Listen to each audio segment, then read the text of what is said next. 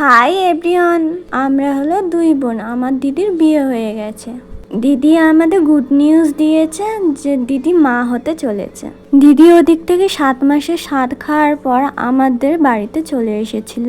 আমরা ঠিক করলাম 9 মাসের স্বাদ খাওয়াবো দিদিকে। দিদির 9 মাসের স্বাদটা হয়েছিল 19শে মে। আমার দিদির 9 মাসের স্বাদটা বড় ধুমধাম করে অনুষ্ঠান করা হয়নি, এমনি নিজেদের মধ্যে করা হয়েছিল। দিদির 9 মাসের স্বাদের সাজটা আমি করেছিলাম, কেমন লাগছে কমেন্ট করে জানিও। আর ভিডিও করে দিয়েছিলাম।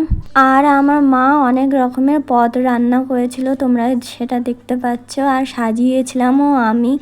আর মা হলো খাইয়ে দিচ্ছে সব রকমের মিক্স করিয়ে, মানে সব রকমের সবজি বলো মাছ টাছ বলো সব মাখিয়ে তারপর দিদিকে খাইয়ে দিল। মা দিদিকে আশীর্বাদ করলো।